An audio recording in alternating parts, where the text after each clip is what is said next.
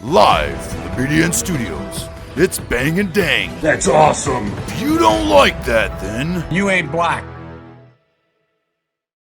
Welcome back to Outlaws, Gunslingers, which I was Bang and Dang, fresh off of the Mafia, John Gotti. And the week before that, our introduction into, I don't know why John Gotti was so... serial killers, yes. It's like the main one, and I don't even think he's... Obviously, because he that was the interesting. most fucking Most recent. publicized and most on camera. Right. He's not even... He was more of a sissy mafia guy than the rest of these guys we've had. Probably he ordered a lot of things, but Yeah. he didn't do a lot when he had one hit, I think. Other than that, he was just a hijacker, man. That's all he was. That's all he was. He was a little thief. A little hijacker. But yeah, before that, we introduced you guys to serial killers. What is a serial killer? And And holy shit. yeah, If you thought you knew, you don't. well, you do. But the Goodness. surprising thing from that was that I think Jordan Peterson wrote that article. Holy shit. went way too much in depth about the psychologicals and the especially shit that everybody already knows. How many eyelashes serial killers have. If you come from a bad family, you might be a serial killer. It's just like the redneck jokes, because it applies for everything. Because that's basically what they said in there. Right. Yeah, and then today we're moving on to regular true crime, which is a moida that happened in 1993 It's Merkin. which is weird. It's a high school senior, Albert Joseph Joey Fischer Jr., was shot dead outside his home in Rancho Viejo, with an upscale community north of Brownsville, Texas. Dora Cisneros, the mother of his ex-girlfriend, was responsible for orchestrating the Fisher's murder after he broke up with her daughter, Christina. Oh. Fisher and Christina had broken up the previous summer, but Cisneros became obsessed with the relationship and insisted that Fisher date her daughter again. After he refused a $500 offer from Cisneros, she consulted Maria Mercedes Martinez, who was a fortune teller, to cast a spell on him. Oh, shit. And that, my folks, is just the beginning, because this is going to be a long-ass episode, because it involves all of this stuff, plus Cast a spell on him, huh? plus extradition from Mexico, and a big old battle with that to try to get the killers. I mean, a whole bunch of shit happens in this one. But before we get to that, go check out our YouTube at Bang Dang Network. Shorts, clips, full episodes, our exclusive Dart League. And if you're listening on Spotify, Apple, give us a review, answer that Spotify question, share us with your friends. Albert Joseph Joey Fischer Jr., born Brownsville, Texas, January 16th, 1975. His parents were A.J. Buddy Fisher and Corrine Nelson. Couple divorced in 1987 and remarried separately, I would assume. Fisher lived with his mother and his stepfather, Vernon Bo Nelson. What's up with his family and their nicknames, bro? Right. He was a senior honors student at St. Joseph Academy, which they call St. Joe, a Catholic She private met him, school. she's like, do you got like an alternate name? Right, but we don't call each other by our real first names around here. No, man, my name's just Bill. All right, I gotta go. Right. Hey, Well, his Vernon. name would be William. Vernon, you got an alternate name? Well, you know what? They call me Bo. Oh, I'm like, really? Even the school that he went to had a nickname. St. Joe. Everybody's nicknames with these people. He was a Catholic. St. Joe's Academy was a private school in Brownsville. He had a 98.5 grade point average. I don't know what that means. They don't do 3.4s and stuff no more, or what? Or 2.7s? I don't think they do I that. guess it'd have to be like 100 on a scale of 100 or something. Probably like 110. It was ranked 11th in his class and was going to attend the honors program at the University of Texas at Austin on graduation. Fantastic. At 18 years old, he enjoyed basketball and was a fan of Los Angeles Lakers. Bandwagon. Right. You live in Texas, bro. There's like 3 basketball teams there. What year? 93 when he died. He died in 93? So when he was in high school? He would have been in the 80s watching the Lakers and the Celtics and the Pistons, pretty much. Right. Because Dallas didn't do shit. San Antonio didn't do shit. And that's the only one there, right? Houston didn't do shit. They were decent, but didn't do shit till the 90s. That was after he died, so. Houston. Houston. Next championship. Well, okay. Maybe he was a fan of them. I doubt it, though. Is there Browns? Whatever. Yeah, he was a fan of the Lakers, loved computers, and loved computers already at 93. So, and talked about pursuing a career as an engineer. Good for him. Good for him, man. Some goals. Yeah, engineer, right?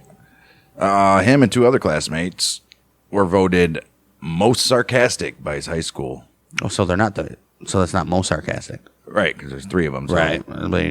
Equally sarcastic. Very sarcastic. Right. And he was known for sometimes acting foolish, obviously. Well, I mean, a high school sarcastic, kid, whatever. And having a good sense of humor. Well, goes on the sarcastic stuff there. He was also often attracted to the Mexican girls of the school. Gotta love the Latinas. Korean. I was 100% a white guy, so... Okay, what does that got to fucking do with it? I know, right? I guess it's going to come maybe later. Hopefully that fucking makes a point later. Right. Well, the girl was Mexican that he dated, so... During his junior year, he dated Christina, who was a year younger than him. Most of Fisher's friends described her as quiet, although some said that she only reserved with people she did not know. Well, yes, a typical teenager. Right. Christina's mother, Dora Garcia Cisneros, approved of Fisher's relationship with their daughter. You would say after what's about to unfold here. And thought he was potentially a good candidate for marriage. Oh, no. This bitch, what? She already sounds like a psycho. Okay. But yeah, she's like, mija, Right. this is our path to money, mija. That's a good one. We can finally get out of the slums. The slums of Brownsville. In Cisneros' eyes, Fisher was an overachieving student from a good family and wasn't wild like many of the St. Joe boys. He's a good boy. They were, those church school boys. Or people. Anyways, Cisneros grew up in a well-off ranching family from Los Indios, Texas, and was married. I guess they didn't need to get out of the slums, huh? Right, and this is the mom. She was married to David Cisneros, who was a surgeon from Brownsville. These dudes are So rich. they had money. They had 5 children. She was a well-respected volunteer in the local medical community and was president of the southern chapter of the Cameron-Willacy County's Medical Society. Fantastic. The association where she volunteered helped raise funds for medical scholarships. In addition, people close to Cisneros said she was a practicing Catholic and that she cared a lot for her family. She volunteered at St. Joe and was well-liked in the social group she was part of. Since Los Indios was mostly a ranching community close to the U.S.-Mexico border, Cisneros' religiosity, I've never heard that word before, was heavily influenced by curanderismo, which is a practice of religious and folk medicine healing rooted in rooted in ancient Mexican culture. Yeah, right? they did a lot of stuff like that, especially down in Texas and It's indigenous, though, right? New Mexico. Probably. Right. In Matamoros and Brownsville, curanderos, practitioners of curanderismo, What is this? What is this? A racing league? they offered healing powers with white and black magic. Ooh, white maybe, but black. You can't be dabbling in that stuff. These services are known as a brujeria, which is witchcraft. People consult healers and fortune tellers for help with relationships, or to revive their romance, to end a marriage, to make someone fall in love, or to hurt someone. People also consult fortune tellers, and they want them to drive away negative energy from their life. They want them to drive away negative energy, but they also go to them to hurt someone as well. But I mean, whatever. Right. They also want them to predict the future and dangerous events. They want to know if there's going to be a tornado that's going to wipe out my ship. And they're like, if anything, could you please improve my health, or just bring some positive energy Just my do way? something, would you? Come on. Cisneros grew closer to curanderismo after her firstborn David died after being thrown from a moving vehicle by a friend while he attended St. Joe as a student in 1974. What? How old was this kid? Well, I'm assuming St. Joe's is the high school, so Damn. had to have been a teenager of some sort. So the friend was being a dick, probably playing around and threw him, or was like a dispute or something. Either or, threw him from a fucking car. Wow. People close to Cisneros described her as a person who endured several tragic events growing up. One of her uncles committed suicide when she was young, and her brother drowned as a teenager. Holy shit. But several others who were close to her maintained that after her son died, Cisneros started to show signs of insanity, became more protective of her children, and began visiting local witches, pretty much. What's it from people from Texas? Curanderas. Families from Texas having like tragedies. Well, Holy shit. Fisher and Christina often did outdoor activities together, but Fisher's stepmother thought they were only friends. okay. She said that she never saw them hold hands, or they never behaved in a way that suggested that they had any sort of intimacy. According to his friends, Fisher went with Christina to South Padre Island in Texas during spring break, and they had sex in her parents' condominium, in her parents' condo. All right. Awesome. They said that he did not brag about it, and in fact seemed to regret his decision. Oh, afraid to tell you guys. Christina denied this ever happened. Oh, later that year, they attended St. Joe's prom together. Well, at least they're still together, right? June 1992, Fischer broke up with Christina. He told one of his friends that the relationship was only physical, and he did not feel an emotional attachment to her. I mean, that happens. Because What are you gonna do? her family's nuts. Right. Fisher had given Christina his ring while they were dating, and once they broke up, he asked her to return it. Oh, you know. Christina refused. Yeah, you don't do that. During the first weeks of the summer, Cisneros called Fisher several times and asked him why he had broken up with their daughter. Oh, no. He told her Christina was very kind, but he wanted to be single and date other girls. Cisneros then called Fisher's father, Buddy, and asked him why his son had broken up with Christina. Fisher was angry that Christina did not return his ring and wrote a letter to her saying that he wanted his ring in 10 days or he would take action. Oh, no. Cisneros then called Buddy and told him she wanted to talk about his son's ring and other things, rings and things. And both agreed to meet at a Burger King. Oh, nice. Look at that. Freaking Burger King. Never Have heard it that your before. way. Who meets at Burger King? Well, these guys do, apparently. Oh, must not have been McDonald's there. Or some people just like Burger King, man. I find that hard to believe. Why? I'd take Burger King over McDonald's 100 times out of 100. Right? I don't. Okay, we're talking about murders and shit. Where's your fast food favorites? Cisneros asked Buddy why Fisher broke up with Christina once again at the meeting at the Burger King. And Buddy said that he was between his son and her. I don't know. I don't get into it. It's best. They're kids. They're going to, what do you expect? Do you think they're going to be with somebody for the rest of their lives? Why are we meeting at Burger King? Why are we meeting, period, to discuss our children's high freaking school stupid relationship they were together for 4 months? Right. Stupid. Wow. He's like, there's this high school kid. It's a fling. It's a crush. I expect this to happen 9 more times. And I'm not getting involved, he said. Cisneros then asked if he knew that Fisher drank. And he responded that at his son's age, it was not uncommon to drink, especially in the 80s. Right. He's like, I'm sure he does, but we don't allow it. This is clearly 92 or 93. Oh, that's still even then. Well, now, who gives a fuck? Right. He's like, we don't condone it, but I'm sure, what do you want me to do? Follow him around 24/7? Cisneros then said that she had seen Fisher drunk. I seen him drunk before. I've seen him drunk. But his father responded by saying if he had been drunk before, it was not in his presence. He's like, I didn't see it. Sex never came up in the conversation, but he told Cisneros he would speak to his son about acting like a gentleman. Cisneros promised to return Fisher's ring as well. But he recalled the meeting was very awkward. I bet it was. But it was also friendly at the same time. Imagine trying to scarf down a Whopper and this chick's like, your son drinks. Right. I saw him drunk before. Okay. Stupid. Why did he break up with my daughter? If you saw him drunk before and you tell me all this, why do you want him so bad? Right. Buddy returned home and told Fisher to apologize to Christina if he had offended her and to tell her that they should be friends. Okay. It is not known if he took his father's advice, but according to one of Fisher's friends, Cisneros continued to call him after her meeting with his father. One of his friends stated that Fisher said Cisneros had offered him $500 to get back with her daughter, but he refused. What? Fisher grew angry at Cisneros' insistence that he rekindle his relationship with Christina and eventually called her and told her to stop. Once Fisher's senior year started, he began to date a new girl. Oh, here we go. Marianella Caballero. Oh, man. Marianella Caballero. Uh-oh. Can't be doing that guy. Right. How does his daughter feel about it? Anyways, does she want the fucking kid back or what? Or is it just the mom?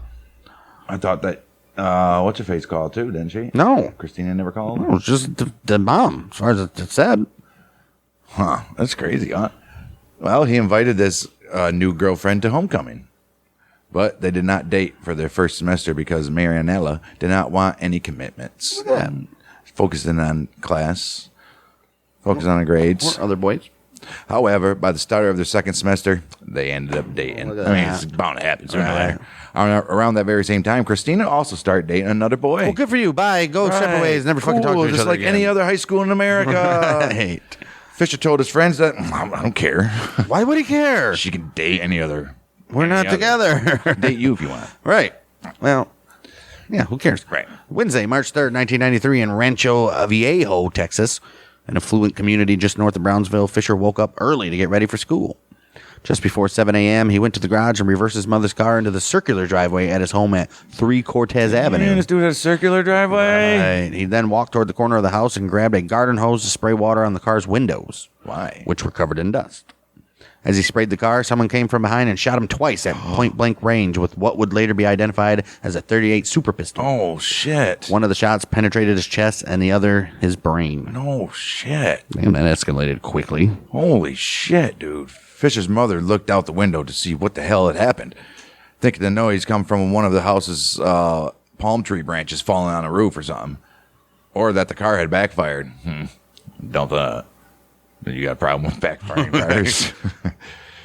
I don't think I've ever heard a car backfire. Not in my life. Unless it was like a manual and you let out the gas. Or it was a race car. Right. That just, Well, she didn't even see the car out the window and thought that perhaps her son had gone to a convenience store to pick up something. But Fisher's brother Eric told her he could see the car parked in the driveway. Oh, Mom, the car's right there. She went to the garage and saw Fisher's body laying face up on the driveway. She told her daughter Kathy, 911 now, and her father Buddy, who lived a few minutes away, called 911 and Dad. Buddy dressed and headed toward the house. All right, he took a shortcut off of Texas Highway 77. Well, that's not a few minutes away. He was taking highways. Right. A shortcut off of Texas Highway 77 and 83 to reach the house. Recalled going over 110 miles per hour. Yeah, so this dude lives like across town. Right. And brushing off a few cars along the way by gesturing with his left hand. Get the fuck out of the way. Right. Once he reached Rancho Viejo, he ignored the entrance and drove instead through a field of palm trees. Oh, jeez. Yeah, you're right. It was like a gated community or some shit, right? Right. As he drew closer to Fisher's house, he heard police sirens at a distance. When he arrived, he saw his son's body holding a garden hose. Oh, man. The running water had covered the entire roadway with Fisher's blood. Oh, no. Shit. Witnesses, including Eric, recall seeing a short-bearded Hispanic man in his mid-20s driving a white four-door vehicle with Mexican license plates speeding away after the attack. With Mexican license plates. Way to be inconspicuous, but I guess that's probably a common thing. They're on the border. Wow. His sister then phoned one of Fisher's closest friends before school started and asked him if he knew if Fisher had any enemies. Damn, that quick. Who wanted him dead? What are you talking about? Fisher's friend could not think of anyone who disliked him. He's like, I don't know, nobody. Christina, maybe? Right. And Owen recalled that he and Fisher had been in an altercation with a group of boys at a football game. Right, we just had the same, it's a Texas football game. People talk shit, right?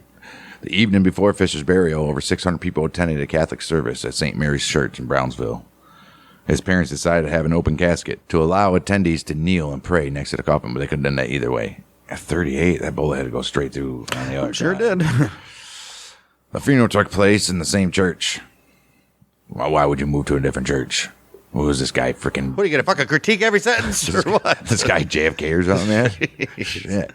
His body lay in pose in the Capitol Rotunda. This dude's George Floyd or what, man? And many people were in attendance, including Buddy and Corinne's acquaintances. Obviously. Why would their friends not come to their son's funeral?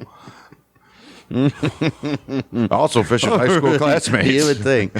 His girlfriend, Marinetta Caballero, and her mother attended both services. Okay. Christina, his ex-girlfriend, who was also at the services, but her mother was not present. Wow. Whoa, that's kind of fishy there. Right. Fisher was buried at the Mount Meta Memorial Park in San Benito, Texas. In the days after the funeral, several Fisher's longtime friends and their parents gathered at Buddy's house for moral support. Fisher's what about the mom? They got drunk. That's right. what they did. Fisher's family moved out of the house where he was killed and went to live with Corinne's mother. Damn. I said, screw this. I don't care if we got a circle driveway. I mean, can you blame him? Right. The day of the murder, the Brownsville police offered a reward of $5,000 to anyone who could assist in the arrest of any individual involved in the moida. A week later, the reward was increased to 20. It should have been anyway in the first place, Right. you cheapskates. 5 months after the murder, Fisher's house was sold at an $18,000 loss. What I bet everybody knows what happened. Right. And it was just on the front lawn, so that's fine. No, don't go out in that area in the dark. Right. Initially, the Popo believed that the murder was a drive-by shooting. What? But investigators in a gated community. Right. But investigators discovered it's gated, but Right. I mean, but still, a drive-by shooting? Investigators discovered a tennis shoe print near the outdoor air conditioning unit and a yellow business card next to Fisher's body. Oh no! It's like you've been served by the services of the Who used to do Sinaloa cartel hit team. Right, and they leave cards on their bodies. They do a lot of things. Though the business card was stained by blood from Corinne's hands after she tried to stop the bleeding, investigators were able to decipher the wording on the card. It was from the Collin County Bail Office in McKinney, Texas. What? The phone number was printed on the card, and it had a handwritten area code 214 from the Dallas area.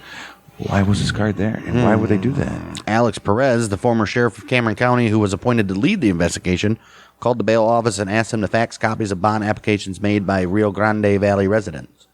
The police theorized that the assailant had dropped the card after Fisher tried to defend himself. I don't think so. How did he try to defend himself? He got shot when he was behind. He didn't do anything. The bail office faxed the police several applications, including one from Rudy Culier, a Dallas resident who was often visited Mexico. That morning, the police interrogated Fisher's girlfriend, Marinella, at the sheriff's office. Interrogated. And they asked her if she had ever had cross words with Christina. Are they already suspecting these people? Shit, right. She said, I don't think I've ever talked to Christina before. Though she was confused why they asked about his ex-girlfriend.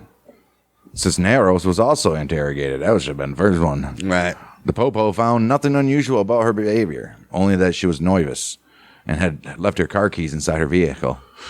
Damn, after we're done, Jimmy. Right, you think we got a Jimmy? Get one of those things over? Jimmy on the spot. Later that very day, Christina went to Buddy's house, offered her condolences. What about his ring, bitch? Right. The police did not treat Cisneros. The police did not treat Cisneros' connection to Fisher any differently than the rest of the leads. They knew of her calls, and the harassment and the meeting at the Burger King, but they did not think it was suspicious enough to rule the murder a crime of passion. Right. His stepdaddy initially thought that the murder was tied to a legal dispute over a contract worth thousands of dollars. A contract worth thousands of dollars he had with Chinese shrimp. Aren't all Chinese shrimp? His stepfather had a contract? Yeah. Oh. Wow, damn. I know them Chinese, man. His stepfather initially thought that the murder was tied to a legal dispute over a contract worth thousands of dollars that he had with the Chinese. This shrimp company was based in Arroyo City, Texas, just north of Brownsville. And he says, I terminated that deal. So they're like, I'll kill your son since you terminated this freaking contract. Must have been worth some money, huh? Police began to investigate this lead and told Fisher's family that they're probably in danger. I'm in danger. For about 2 weeks, they rarely left their house. So these Chinese shrimp sherm obviously has some connections to like some Chinese gangs or something. If they're saying they're in danger, especially if he thinks so, like right. that, right? For about 2 weeks, they rarely left their house, and his parents considered sending Kathy and Eric to San Antonio, where their grandparents lived. Given the high-profile nature of the case, the police received several tips from citizens. Police theorized that Fisher was killed by a drug gang that had mistaken him for someone else. They questioned a man alleged to be the intended victim, but the rumors turned out to be false. Well, geez, I hope they did something about that intended victim if they already knew that he was about to get killed. Right, no shit. They also investigated an abandoned vehicle near the United States-Mexico border. They suspected that it was used in the shooting. The car was reported stolen in South Padre Island, but detectives determined that it was not the vehicle the murderer used, or murderers. The police continued to pursue the lead from the bail office in McKinney. They called the office, asked for recent bail applications from South Texas locations. The office gave Kuhler's full name, his Dallas address, and faxed a copy of the application. Investigators, they noticed that the man's handwriting, specifically how the 4 was written, matched the handwriting on the yellow business card. Oh, found that at the Moita. Well, Brownsville officers then headed to McKinney with a warrant revoking Kuhler's bond. He showed up later at the bail office, unsure why his application was canceled. Right. After police questioned him, he said he had given the yellow business card to a man at the La Quinta Motel in Brownsville and told him to call that number if he was ever arrested. Okay. Oh. Investigators knew that this motel in downtown Brownsville was a meeting place for low-level criminals. Sheriff's office began investigating the people who had stayed at the motel in previous months. All right, so they believe him, I guess, huh? Sure. Kuhler put the police in contact with Ramiro Moya, a San Antonio resident who frequented Brownsville, and claimed no details pertaining to the Moita itself. Moya led the police to his half-brother Daniel El Guero Orlando Garza, which was a San Antonio painter who frequented Brownsville and Mexico. Police interrogated Garza at San Antonio Motel in mid-March. Garza claimed to have a landscaping business in Mexico. He's like, I got a landscape and cut grass. Though police suspected that he was a drug dealer. I bet he was. Both, probably. After further questioning, Garza incriminated himself and said that he had arrangements to have Fisher killed. He made arrangements. Really? He told the police he confessed because he was troubled by what he had done. Well, besides, in spite of that, he was not arrested immediately because investigators needed more info from him to continue with the case. He just admitted to having somebody killed. He told investigators that it started when he visited a local fortune teller after he separated from his wife in 1992. Wow. The fortune teller, Maria Mercedes Martinez de Sanchez, consulted with Garza for several sessions in an attempt to repair the relationship he had with his wife. Damn. Garza's son was born with muscular dystrophy. Oh. And his wife was depressed I bet. to the point where she wanted to kill herself and their son. Shit. Investigators said that Garza believed his wife's relatives had cast a spell on their marriage and he needed Martinez's help. They discovered that Martinez promised to help Garza if he agreed to help kill Fisher. Well, obviously they haven't get to that part yet, but if you remember what we said in the beginning, she went to that fortune teller to put a spell on Fisher. Garza confirmed to the police Martinez was working with a client who wanted Fisher, along with anyone who got in the way, dead. And that client was Cisneros. Cisneros visited her at least 3 times to consult with her after the breakup. During the first meeting, she wanted to know if Fisher felt anything for her daughter anymore. Does he feel anything for her? He has to. She's so beautiful. How could not nobody love my daughter? Martinez read through her cards and told her that, sorry, baby, no longer in love with your little Christina. Cisneros paid $5 for the card reading and left the shop upset with Martinez's answer. Jeez. During their second meeting, Cisneros asked Martinez to cast a spell on Fisher. Martinez said she was unable to do that, and Cisneros grew angry and left the store. A few days later, she called Martinez and asked her to pray for Fisher to get back together with Christina. Cisneros returned for a third visit to Martinez's shop October 1992 and asked her if she knew anyone willing to beat up Fisher. Holy shit. By winter, she changed her request and asked to have Fisher killed, offering $3,000 to the person who would do it. Damn. Jeez, dude, come on. $3,000. According to Martinez, Cisneros told her that Fisher had raped Christina and was telling his classmates at St. Joe that he had sex with her. However, Christina said she had never had sex with him. Okay. Although Garza assured Martinez that he would find someone to carry out the job, he kept calling and visiting her to discuss his marriage problems. Well, why not? Under pressure from Cisneros, Martinez would often interrupt the sessions with Garza to remind him of the plan.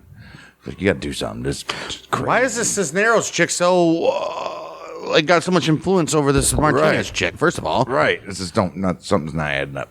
Garza lied to Martinez on several occasions, telling her he had someone lined up to kill Fisher. Cisneros contacted Martinez in November to ask why the job had not been done. Holy shit. Martinez responded that she did not know when the murder would be carried out. I didn't know that fortune tellers are hitmen. Right. Garza eventually divorced his wife January 4th, 1993, and kept calling Martinez to tell her his personal problems had not been fixed. January 9th, he traveled to Brownsville from San Antonio to talk about the divorce. Martinez reminded him that a client of hers wanted Fisher dead. Remember that client? She told him again that if he facilitated Fisher's murder, Garza's personal problems would be solved. How stupid are these freaking people that actually believe this shit? There's a lot of them, too. Obviously. Martinez contacted Garza, who knew 2 hitmen from Matamoros who could carry out the job. Cisneros then gave Martinez a photo of Fisher, who passed it on to Garza. Garza contacted Israel Olivares Cepeda and Alberto Pintes Pizano. They called him Eddie.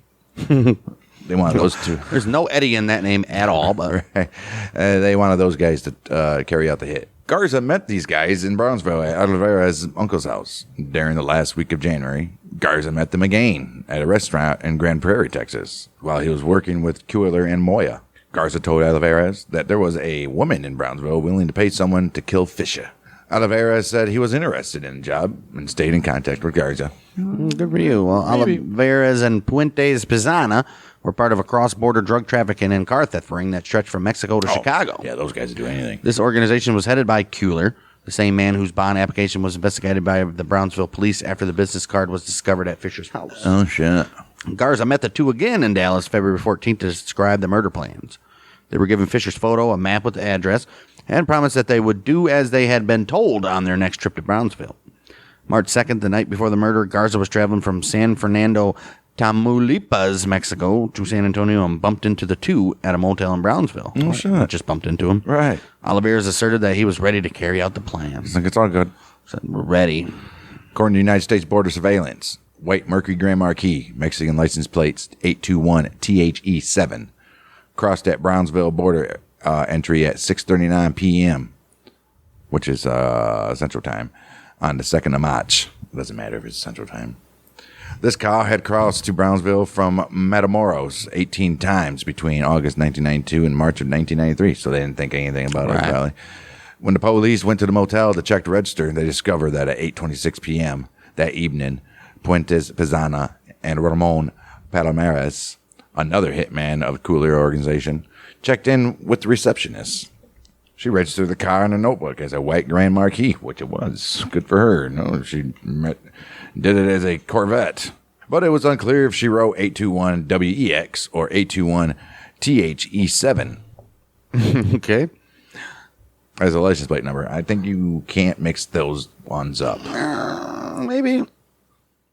Other evidence showed that several calls were made from Puentes, Pizana's, and Garza's rooms to identical Dallas number on the day of the murder. Really? The police were never able to contact the number or connect the number with the investigation or identify the Dallas contact. Why? Oh.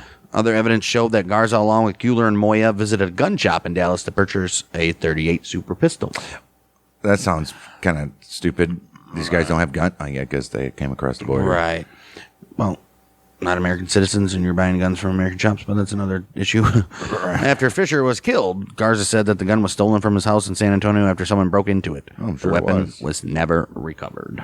Between 7 a.m. 8 a.m. March 3rd, Central Time, I guess, the morning Fisher was killed, Oliveras confirmed with Garza at the motel that the murder was successful. Garza then went to Martinez's shop to tell her the teenager was dead. She told Garza that she would not give him the money unless there was solid proof that he was dead. Garza then talked with Oliveras and Puentes Pizana at the motel room. A few hours after the murder, Martinez phoned Cisneros and told her the job had been carried out. Cisneros arrived at her store minutes later and left a sealed envelope with the money. Cisneros then went to St. Joe and picked up her daughter from school. No shit. Like nothing ever happened. Does everybody know by now? It's got to be, right? You think so? Later that evening, Garza and Puentes Pizana met with Martinez, picked up the envelope. They headed back to the motel. Garza handed over the envelope to Oliveras. Garza claimed that the hitman received $3,500, though he stated he never counted the money. Martinez said she did, and it was $3,000. Here we go again with like the Civil War deaths. Right. Investigators believe it could have been as much as $5,000. The Civil War Trust and his partners. Garza was then picked up by his nephew from Matamoros and taken to the Harlingen Airport, where he flew back to San Antonio. On his way to the airport, he passed through Rancho Viejo and recalled seeing police cars and a house cordoned off with yellow tape. I bet. After Garza confessed to police in a written statement on May 31st, 93, he was not arrested immediately because he agreed to cooperate with them in their efforts to apprehend Martinez. Garza reached out to Martinez and told her that the assassins wanted more money. He met with her 3 times April of 93 wearing a wire and had Martinez agree to contact Cisneros to give Garza the money. Police arrested Martinez April 6th and agreed to work with them to incriminate Cisneros. Uh-oh. The next morning, she scheduled a meeting with Cisneros and told her that the assassins requested more money and she needed to pay. Like, man, they're wanting more. They're going to probably do something to you.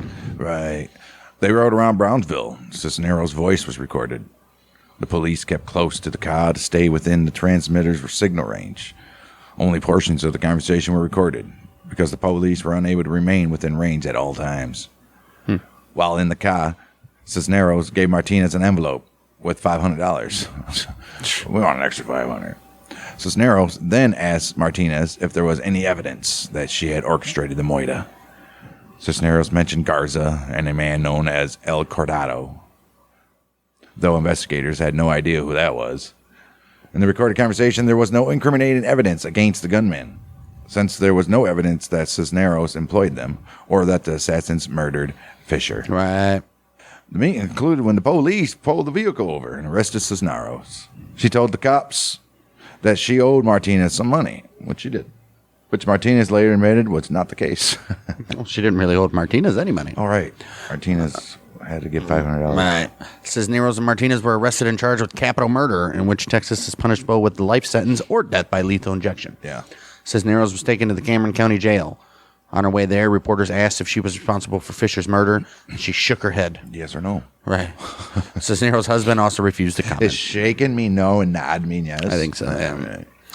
The police denied her bail, but her attorney said that she was a respected member of the Brownsville community and deserved bail. Right. Cisneros' attorneys told the press that the arrest was a mistake and that he was confident the police had no solid evidence against her. Oh, great. Police responded by saying they were content with her arrest, but still needed to go after other people involved in the Moida plot. Oh, shit. Martinez's family also said they were shocked by their arrest, saying they hoped it was a mistake, and they did not know the Fishers or Cisneros. 13th April, Cisneros released from prison, $300,000 bond, refusing to comment when she left. She covered her face and shit. According to court documents, Cisneros did not go before a judge to obtain a bond. Her attorney reached an agreement with the Cameron County Court District after her bond was denied the week before. Martinez remained in prison. Her bond was set at the same amount the next day.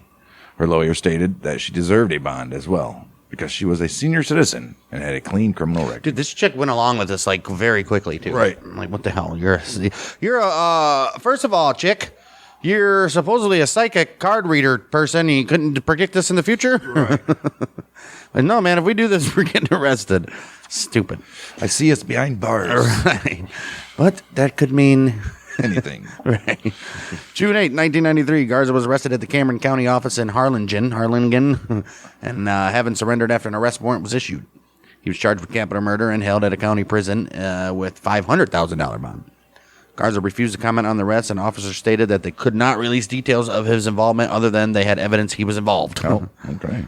Arrest warrants were issued for Oliveras and Puentes Pizana the day before. They were believed to be in Mexico, and police said they were working with Mexican officials to arrest the two men. Yeah, good luck with that. Right. 21st of July, year 1993. Mexican State Judicial Police arrested Oliveras. Oh, look at that. And his brother Alonzo Bezeldua Cepeda in Matamoros on a December 1992 murder charge. Wow, so not even related. Right. And also for the unauthorized use of a vehicle. Oh, okay. However, both men were released at around 3 a.m. The next day, Oliveras showed the police a writ of amparo, which is similar to a writ of habeas corpus, which protected his constitutional civil rights. I didn't know they had that. Have that in Mexico. I guess so. Following their release, the Brownsville police said that there were reports that the two suspects were seen in Matamoros and in Monterey and in Nuevo Leon. And the next time they tried to cross an international bridge, the United States border agents would be like, "Yeah, you guys come with me. You guys seeking asylum? Okay. Come with me. I got this credit card. Come on. Right. Come on. A new phone. And you vote Democrat. Hotel keys." Police records show that Oliveras was once arrested in Brownsville on September 2nd, 92 for possession of a criminal instrument. What's that? A knife? Maybe it was like, could be anything, I guess. Car picking tools or something.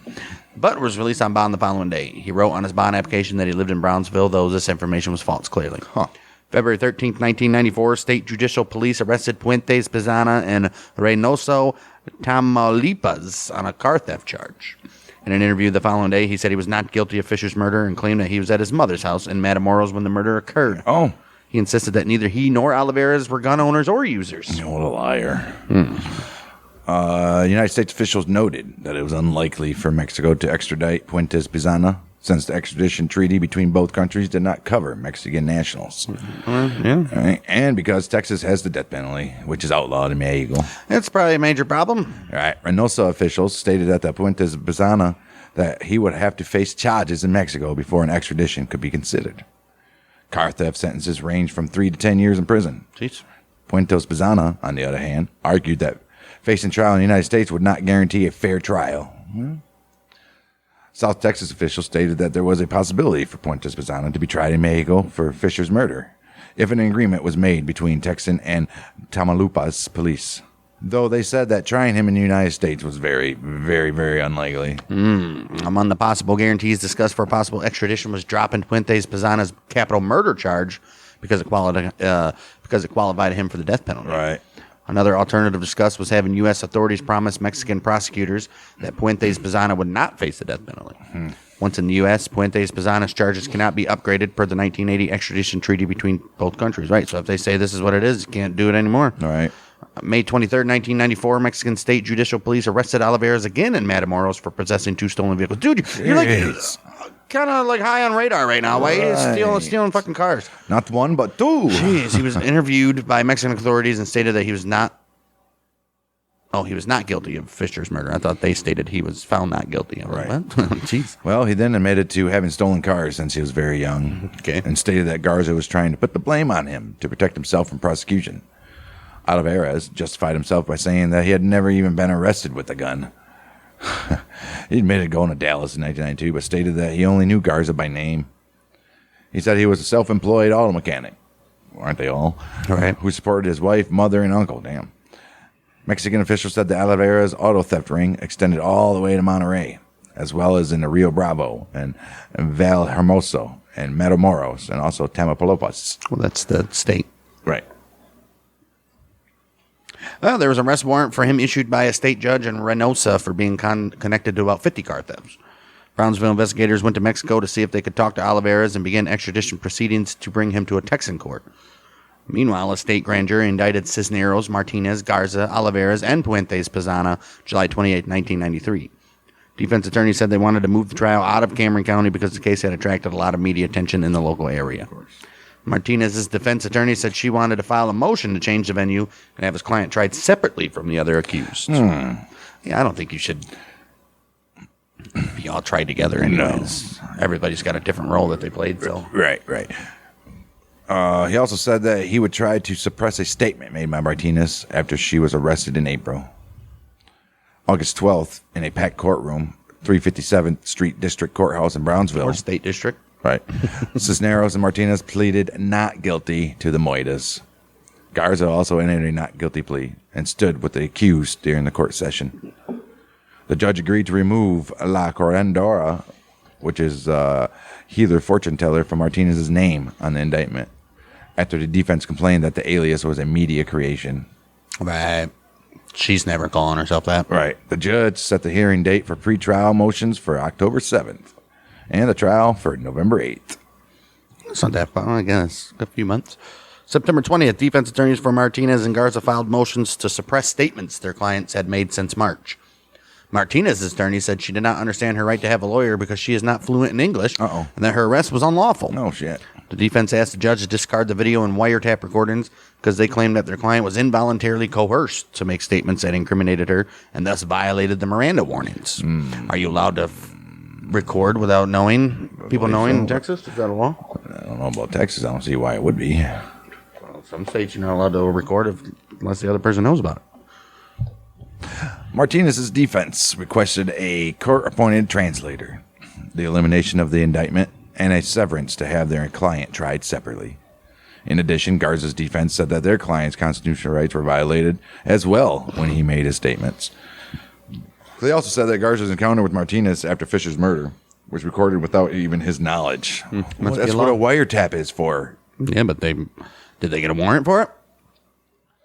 That all depends. Was it an illegal wiretap? That's what I'm saying. October 27th, the defense attorneys again said they wanted to move the venue for the trial outside Cameron County because of all the publicity. They claimed it was impossible to select an impartial jury in Brownsville because of the amount of information the press had released against the defendants. It's probably true. The judge said he would announce his decision November 2nd. What's supposed to be held on the 8th, guy? All right. On the same day, a grand jury re-indicted Cisneros and Martinez on capital murder.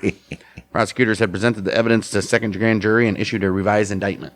A clear distinction between the first and second indictment was the change of the word caused to committed. So they didn't just cause his death, they committed the death. All right. Look at that. Yeah.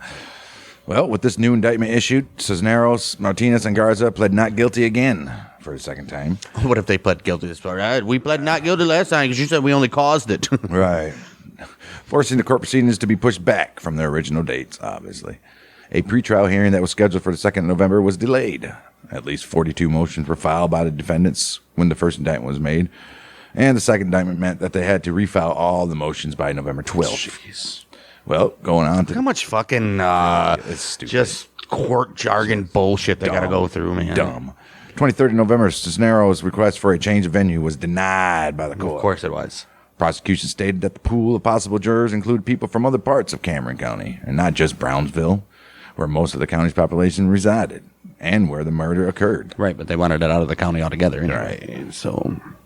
they stated it was unlikely that these potential jurors had read the articles. Yeah, bullshit. What the hell out of here? Get on. They're saying it's unlikely they would have read the articles from the Houston Chronicle, the Dallas Morning News, or the New Yorker magazine, which is probably true, which the defense provided earlier as evidence that Cisneros was depicted negatively. Trial was pushed ahead to January 31st, 1994. The day of the trial, Martinez admitted that she conspired to kill Fischer and agreed to testify against Cisneros and Garza. Get a lighter sentence. Yeah, by entering a plea bargain, she might even get immunity, right? She's just a middle guy. Right. By entering a plea bargain, Martinez was seeking to be sentenced for a conspiracy charge and to have the capital murder charges dropped. Right. There you go, bud. Look at you. I knew one of them would flip, right? Right. The judge stated that he was not bound by the plea bargain agreement, but clarified that she had the right to drop her guilty plea if she decided to do so. Damn, so he's saying, even if you do this, I don't have to abide by the plea bargain. I can still send your ass wherever the fuck I want. Oh, wow. Jury selection began on the 4th of February. Defense attorneys questioned the first potential jury group of 38 people. They chose 2 jurors on the first day of the selection. For Cisneros and Garza's trial. Martinez was no longer a part of the proceedings since she pled guilty to conspiracy to murder. Right. Yeah, conspiracy to murder on the 1st of February. And then she agreed to testify for the prosecution against Cisneros and Garza. According to state law, a defendant cannot be sentenced based on the statement of an alleged accomplice. So how's that going? So what are they using her for then? Yeah. That's in Texas, you're dumb, dude. Right. While interviewing the rest of the potential jurors, each defense attorney struck 2 potential jurors, as did the state. 2 others were disqualified, but this did not affect the total number of strikes allowed. Each defendant was allowed 8 strikes, and the prosecution 16 for 2 defendants. Jeez. Damn. February 7th, 2 more jurors were selected, bringing the total to 4 of the 12 jurors required, plus 2 alternates. Jeez, what the hell are you guys doing? I know. The judge said he was going to analyze whether he should drop Martinez's capital murder charge since she had pleaded guilty to conspiracy the week before. But it doesn't matter because you can't convict the guys off of what she says, apparently. So, February 11th, defense attorneys were halfway through the jury selection after selecting a total of 7. 16th February, 9 jurors been selected, but the total number of strikes were reduced after 25 jurors were struck because they had preconceived opinions of the defendants. Well, there goes the judge's little thing about nobody's gonna fucking know, right? Wow, this is a shit show already. Right. The defense had used 10 strikes between them and had only 6 left. Prosecution, on the other hand, had 8 strikes left. Jeez. By the 23rd of February, 11 jurors had been selected. Only 2 open spots were available for jurors, one being an alternate. How do you not have both alternates? How do you select an alternate before a main one? Okay, since the trial had received national attention, Brownsville officials were expecting a large crowd of spectators and reporters in the courtroom. In order to accommodate them, the trial was moved from the 357th State District Court to the 197th State District Courtroom. Must be bigger. February 25th, 94, the jury examined the evidence from bullet remains, the motel records, and photos of Fischer's corpse. Joey Fischer's brother Eric took the stand and described what he saw and heard the morning his brother was killed. All right. He said when he heard the 2 gunshots, he looked through the window and saw a white car driving away. Damn. Fischer's sister, Kathy, told the jury that she and Christina had once had a 2-hour telephone conversation, and that Christina had said that she wanted to hurt Fischer.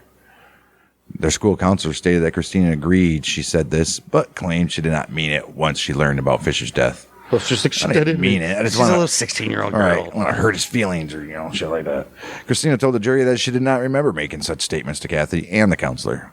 A member of the Cooler organization, Victor Moreno, he testified in court and helped investigators connect the murder to members of the criminal group.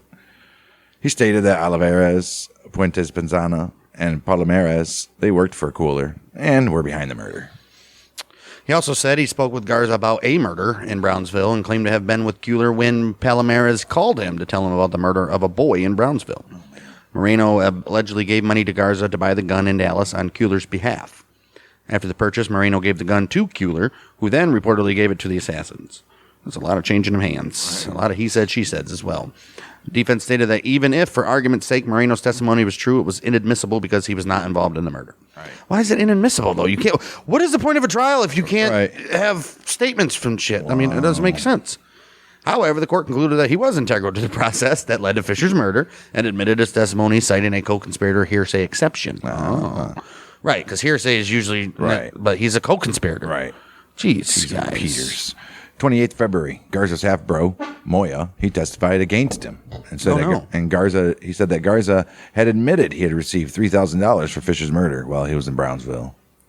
Garza's defense tried to discredit Moya's statement by saying he was facing drug offenses in Dallas. How can you believe a drug addict? And he was cooperating with prosecutors by testifying against Garza to receive a reduced sentence. Moya denies such arrangements. She's like, why couldn't Dallas deny it too? Right. There's no fucking agreement here. They're like, we plead the fifth. He said the gun used at the murder scene was bought in Dallas while he was there. And then he remembered seeing it in Garza's home in San Antonio.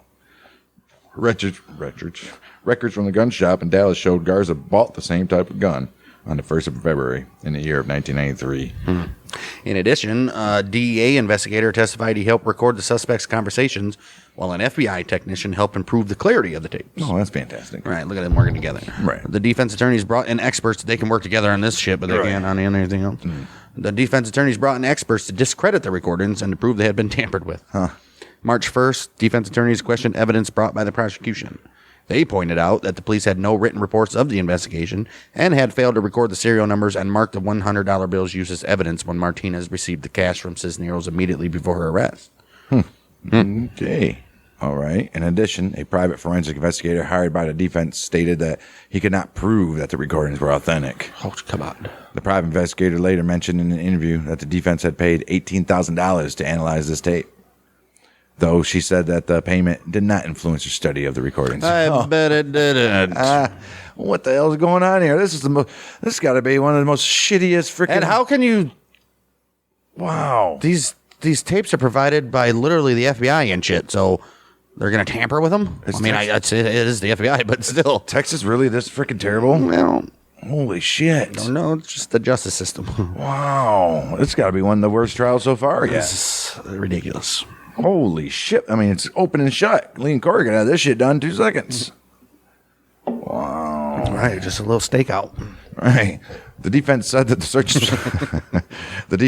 searches police conducted did not produce any evidence to implicate Cisneros and Nemoida, and that Garza was not arrested for over a month after he confessed his involvement. Yeah, because they were using to get more evidence, I thought, or some shit, right?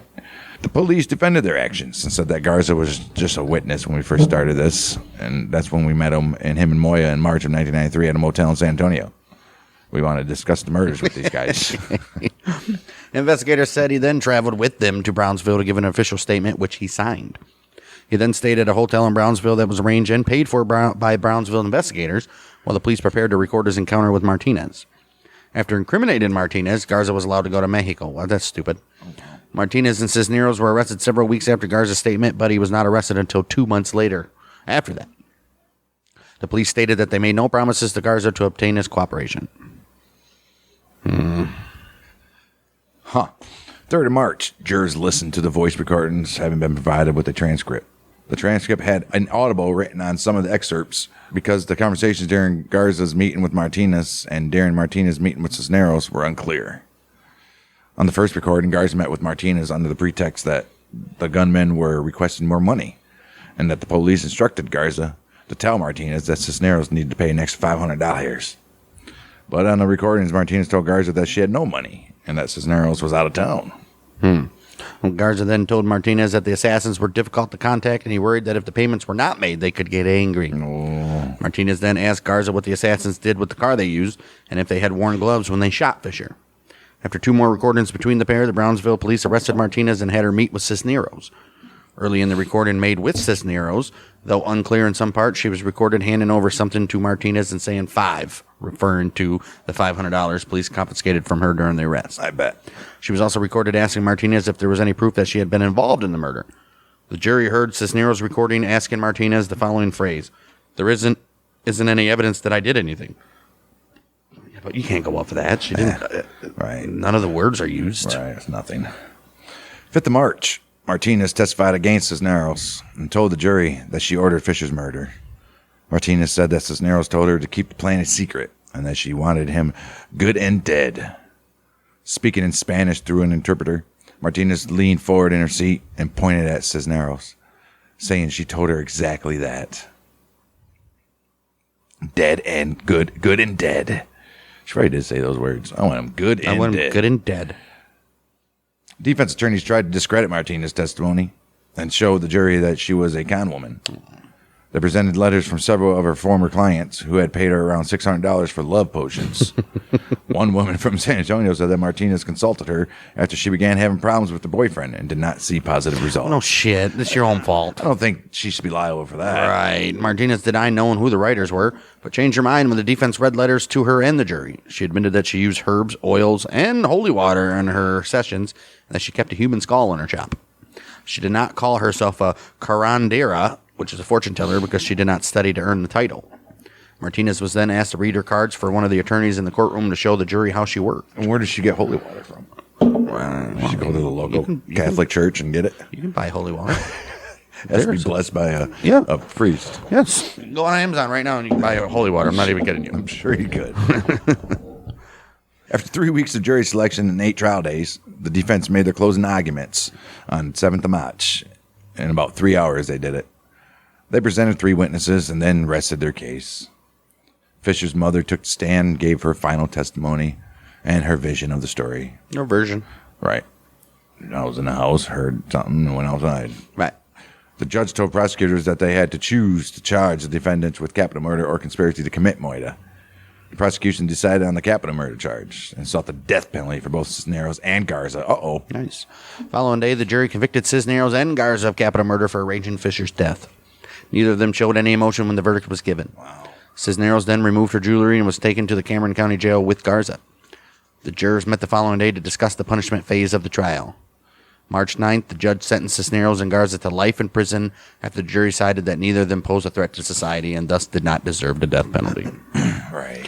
How do they pose a threat to society? They murdered a 16-year-old that broke up with a freaking girl. Right. Man, it's crazy.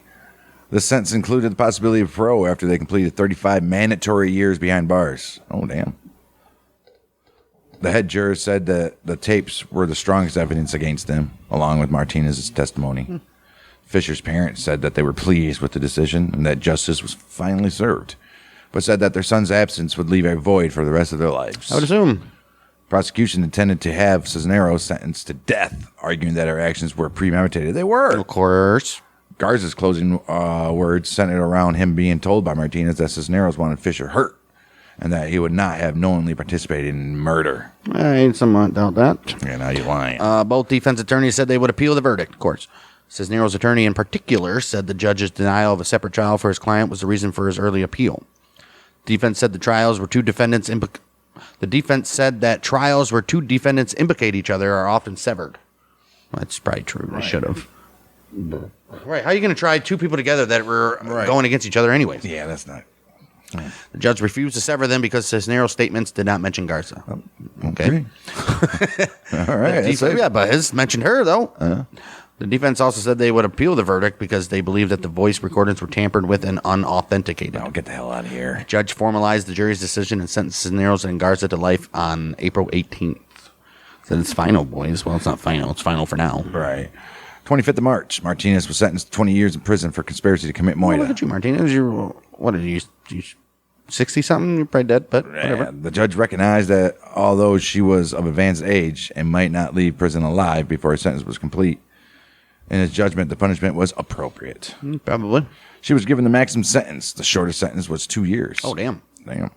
Martinez's lawyer said that if her client had not pled guilty and cooperated with court officials, her sentence would probably have been the same as Cisneros and Garza's. No shit.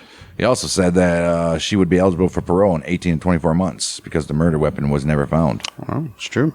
Wow. If the murder weapon had been found, Texas law required all individuals convicted in a murder case to serve at least a fourth of their sentence before being eligible for parole. Both Cisneros and Martinez were sent to the all-female state prison in Gatesville, the Gatesville unit, and kept in separate cells while Garza was confined in a Cameron County prison. July 13th, 1995, Cameron County officials and state authorities traveled to Mexico City to ask Mexican officials to prosecute Puentes Pizana and Olivares for Fisher's murder. Yeah, they ain't done yet. These are the people that actually pulled the trigger. Right. Well, one of these guys, at least. Thousands of documents were translated from English to Spanish and handed over to Mexico's Attorney General for review. 15th of July, Mexican officials agreed to prosecute both of them for the murder in an international prosecution court in Mexico City. Oh, look at that. Texas prosecutors asked the Mexican government to use Article 4 of the Mexican Federal Penal Code, a little-used provision that permits Mexican citizens to be prosecuted in Mexico for crimes they committed outside the country. In order for the provision to take effect, it required the accused to be in the Mexican territory.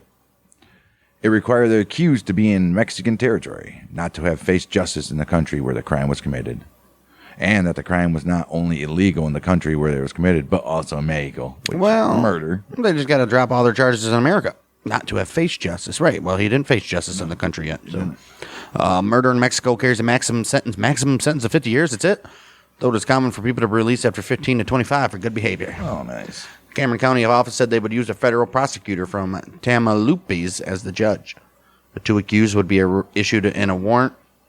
The two accused would be issued an arrest warrant as to appear in a court where a federal judge would review their case and determine the punishment in a few months. When Puentes Pizana heard the news, he was surprised and angered by the decision. I bet. He was like, "Oh shit! Yeah, I thought it was good." Well, he maintained his innocence, saying he was only a car thief. Olivares was in custody in Matamoros prison. September 20th, the Mexican federal judge agreed to prosecute Puentes Pizana and Olivares for the moida. Both of them were eventually found guilty and sentenced 15 years. Oh, look at that. And they actually got killed. They only got 15 years. Right. And the other ones got 35. Wow. I don't know. Would you rather be in an American or Mexican prison, though? Right. January 25th, 1996, Cisneros' conviction was overturned by the Court of Appeals for the 13th District Court of Texas in Edinburgh, Texas. Why? In court, the judge instructed the jury that unless there was evidence showing that Cisneros employed the assassins or that there was evidence that Puentes Pizana and Olivares killed Fisher, she could not be convicted of capital murder. Oh, no. The jury, she can be still conspiracy, though. The jury had no evidence that Cisneros hired the assassins since her only contact was through Martinez. Oh, wow. The jury analyzed the circumstantial evidence that linked Puentes Pizana or Olivares to the murder. Oh, wow. Uh-oh. They knew the pair registered at the motel the night before of the murder and left the motel a few hours after Fisher was murdered. They also heard they drove a car with a similar description to the one at the scene and made several phone calls to the same Dallas number as Garza after the killing, and that Garza said that he paid the assassins at a motel. This evidence cast suspicion on the two alleged hitmen, but it was not enough to prove beyond a reasonable doubt that Puentes Pizana or Olivares were behind Fisher's murder, which is true. I mean, I guess. They were convicted. Guess not. Oh my. The court also recognized that even if Puentes Pizana or Olivares were found guilty of the murder, there was not enough evidence to show that Cisneros employed the two or was ever in contact with them. The jury recognized there was evidence that she gave money to Martinez, who in turn gave it to Garza, but that meant there were several parties at fault. Right.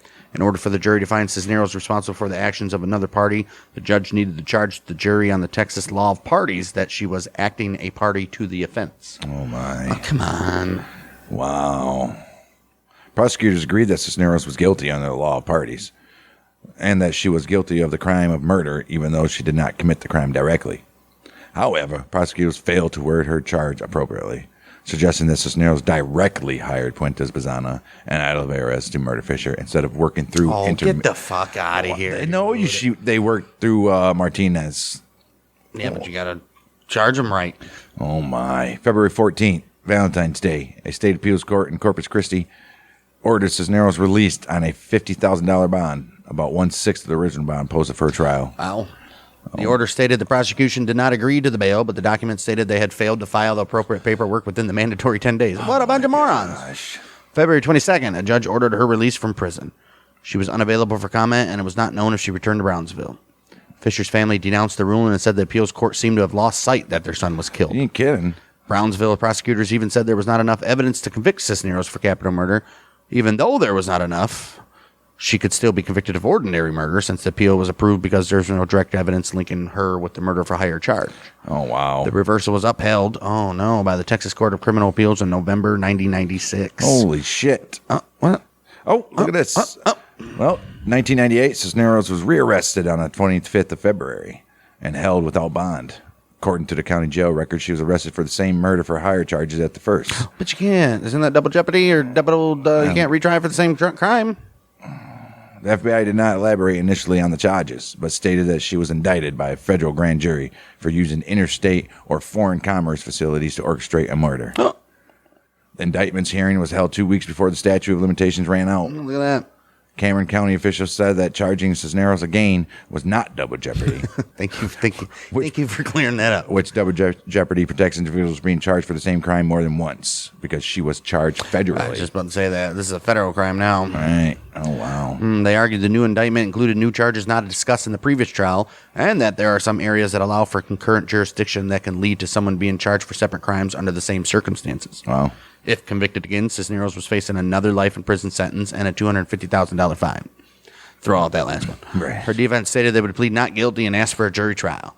The prosecution said that Martinez agreed to serve as their primary witness again. The defense criticized the new indictment, saying it was vague and did not include new information. Oh, I bet it did.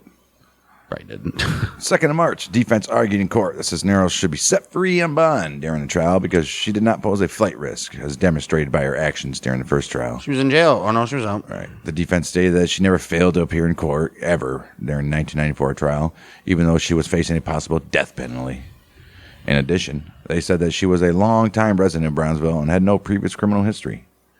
Though Cisneros was aware of the FBI investigation, the possibility of a new indictment against her, she had not fled, thus justifying her bond. 9th of March, Cisneros released from jail, $300,000 bond. All right. Court ruled for the defense after deciding that she would not attempt to flee before the trial. Court officials imposed certain restrictions on her freedom, however. They asked her to hand over her U.S. passport and to limit her travel to Brownsville and McAllen, Texas judicial districts. Her husband was also required to sign a document that made him a third-party custodian. Oh.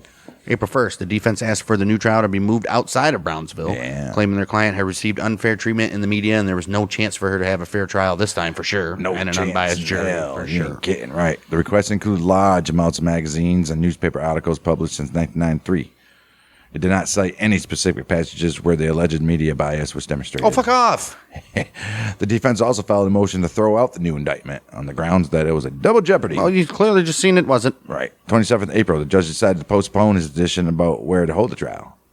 He also rejected the defense motion stating that the new indictment was a case of double jeopardy. Right. Wow. Crazy. Well, the defense then argued that the prosecution had illegally used Brownsville and Houston grand juries to work on the case. But the judge countered that claim, saying only the Houston grand jury had handled the case, not Brownsville. 4th of May, the trial. So wait, Brownsville couldn't have worked on it because they did the first trial or something? Right. Maybe Houston is where the federal office is? Why would the defense even argue that? They know that's not the case. Right. May 4th. They're like, come on, they're using stuff from Brownsville. The judge is like, no, they're not. All right. I know, but they're... We had to say it. Right. May 4th, the trial was moved from Brownsville to Houston because of the earlier extensive media coverage.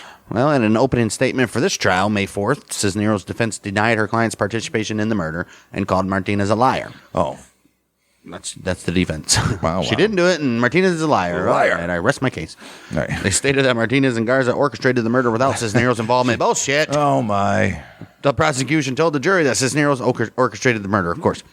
Fisher's mother took the stand and repeated her versions of the story and of the two loud noises she heard. How many times I got to go through this? Right, This is bullshit. Before finding her son covered with blood on the driveway. In addition to her, other witnesses took the stand to tell the juries their story, including a stepfather and a gardener who saw a vehicle with Mexican license plates leaving the house when Fisher was shot. Right. Wow. Martinez testified in court again that Cisneros agreed to pay her to find someone to murder Fisher after Martinez told her that he was not in love with her daughter anymore. Investigators who worked on the case also testified in court and stated that Martinez cooperated with them to set up a meeting with Cisneros after she assisted her in finding someone. We know. And finding someone to have killed Fisher. The prosecution stated that they had audio tapes of Martinez meeting with Cisneros, but they were asked to hold off on presenting the evidence because the defense stated the tapes were tampered with. Oh, bullshit. The recordings were indeed admitted to court May 8th and presented to the jury through translated transcripts. Prosecution brought forward bank statements that showed Cisneros withdrew $5,000 from a U.S. $100,000 family safety deposit box July 7, 1992. Didn't they have that the first one? I guess not. And March 3rd, 93, the morning Fischer was killed. Oh, wow.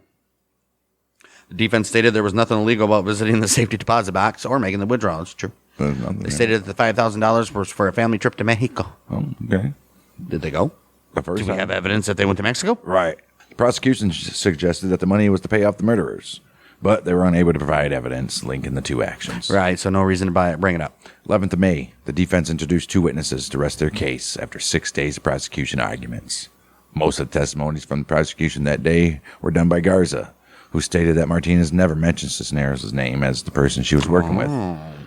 Garza stated that he consulted Martinez on his marriage, but that she would interrupt him to ask if he found anyone who was willing to carry out her client's request and hurt Fischer. Garza claimed that he had at least 4 calls from phone booths in San Fernando and Matamoros, 2 Mexican cities. The defense stated that Garza told the FBI that he made collect calls, but Garza said they were mistaken. He said that making collect calls from Mexico was difficult, though he did not discard the possibility of having made one to Martinez. The prosecution did not enter evidence showing that Garza made calls from Mexico to the U.S., and one of the defense witnesses showed that Martinez's phone bill did not have any collect calls from Matamoros. Uh-oh. Uh-oh. Is she going to walk? Wow. Is she going to fucking walk, dude? The defense stated that Garza made the claim of the phone calls from Mexico to get a reduced sentence, while Garza responded that he was testifying to make sure everyone involved in the murder gets punished. The defense responded by showing the jury letters from Garza's jail stating that he was willing to cooperate with the FBI in the trial for a reduced sentence. Uh-oh. Garza responded by saying that those letters, they were written by one of his English literate inmates on his behalf, so it could have been anything, you don't even know. Right. The other defense witness was a restaurant owner who saw Cisneros a few hours after the murder and recalled seeing her behaving normally. Right. Seemed all right to me. Well, nevertheless, the federal jury convicted Cisneros of the murder May 12th after 3 hours of deliberation. Wow. The prosecution introduced witnesses, including the motel manager and those at the crime scene, who stated they saw, yes, a white car. Defense told the jurors there was not enough evidence to uphold the conviction under federal requirements of reasonable doubt. The government concluded that it met the burden of proof for interstate or foreign commerce charges in 2 ways: through Garza's phone calls from Mexico, and through the matching license plates of the Mexican car that crossed into the U.S. and registered at the motel, which matched the description of the vehicle seen at the murder scene. I mean, come on. That's pretty circumstantial. I don't have to say so. I don't have to say so. I want to know the license. You don't even have the license plate number of the car that was in the neighborhood. Right. How many Mexican license places are? It's Brownsville. It's a border city. Right. It's crazy. In order to find Cisneros guilty, they were not required to prove that she intended to use interstate or foreign commerce, or even that she knew it would be used. That's fucked up. They are only required to prove that someone involved in Fischer's murder used interstate or foreign commerce or caused another person to use it. Yeah. 27th of July, the jury rendered their final verdict and sentenced Cisneros to life in prison. 2 years later, the United States Attorney's Office recognized 2 local police officers and 3 FBI agents for assisting in her prosecution. They recognized them. Hey, They pointed to him in the crowd. All right, February 4, 2000. Right. The United States Court of Appeals for the Fifth Circuit, acting sua sponte on their own accord, decided to rehear Cisneros' sentence in bank before the entire court. Okay. After reviewing the case, they reaffirmed the conviction January 4, 2001. A petition for a rehearing was denied by the court February 2, 2001. Her defense filed a motion to seek a judicial court review on April 4, 2001. June 19, 2001, Cisneros' defense filed another petition with the U.S. Supreme Court to review her conviction and have it overturned. oh, wow. This time they claimed that the United States federal government did not have jurisdiction. Well, over they are the case U.S. fucking government. because there was no evidence of foreign commerce to invoke federal jurisdiction. Well, Cisneros' attorney stated that the evidence brought forward from the prosecution showed that the murder arrangements were made in Texas and that the murderers traveled from Dallas to Brownsville, not Mexico, before the murder. so they admitted that she was involved in the murder? Is that what's going on here? Since the United States Supreme Court only reviews a few hundred cases out of the thousands of requests it receives each year, this appeal in Cisneros' last attempt to have her conviction Right, overturned. like this is it. This is it. Last attempt. Fifth Circuit Court refused to consider the appeal on October 3rd. The U.S. Supreme Court denied her request for an appeal a second time, November 10th, 2008, bringing the case to a full closure. Oh, shit. According to the Federal Bureau, dude, 16 years after the dude was murdered. Right. Crazy. According to the Federal Bureau of Prisons, Cisneros was jailed in the Federal Correctional Institution in Tallahassee, Florida. She is now at Federal Medical Center, Carswell, with BOP number 77877-079. She's a patient, huh? Years after her imprisonment, she maintained that she did not order Fisher's murder. Martinez, a non-U.S. Might as well just admit it now. Right. Martinez, a non-U.S. citizen subject to deportation as a result of her conviction, was released from prison in April 2001 and later died in Matamoros. Oh. Damn, so she served, what, 7-8 years? Wow. Garza was sentenced to life in prison, turned to religion, and became a devout Catholic. I thought he said he turned to religion. In a letter written to the press in 2013, he thanked God for saving his life after 2 ruptured stomach ulcers. He was nervous as shit, wasn't he? And he had a heart attack that nearly killed him in 2012. He was in prison at the age of 42 and will not be eligible for parole until 2028, when he'll be 78 years old. Damn. He has spent time in several Texas prisons, including Lewis C. Poledge Unit, the Terrell Unit, and the Eastham Unit. Well, inside the gymnasium of Fisher's former school is a gold plaque that reads... Is it gold-plated? Probably not. May the serenity of the peaceful oceans and the warmth of the deep blue skies embrace you in the realms of heaven. May you light heavenly skies with love and enthusiasm as you lit ours for 18 years. May the angels welcome you with open arms and joyous voices. We love you, Joey. Class of 93 and class of 94. Oh, ain't that nice? Isn't that nice? So how that happened to the other fucking actual murderers in Mexico? All right. No one knows. Got out and were like, fuck you guys. Got away with murder, kind of. Like, do not ever take a hit in Texas, guys. Right. Or at least don't come... Yeah. Stupids. Wow, okay, that was weird. Crazy. Still don't... Honestly, it's kind of weird. I don't know how I feel about that because... I don't know. The evidence is pretty shoddy for Cisneros to be convicted of it, to be honest with you. But yeah, hey, what are you gonna do, man? I guess they wanted her. Who the fuck? Why did this case get so crazy? Like, who were the defense's lawyers? First of all, right? Because they paid a lot of money in all those trials and appeals and 18 years of doing this shit for them defense lawyers. So, and her husband stood still by her the whole time. What about the girl? What about the daughter? All right. Christina chick, where's she at? What happened to her? She didn't testify? Holy shit. Like, what the fuck? A lot of stuff going on here. Wow. Okay. Anyways, I guess that was it. Joey Fisher dead. All right. We don't know how it happened. Jeez, dude. Supposedly. All right. Well, there's that.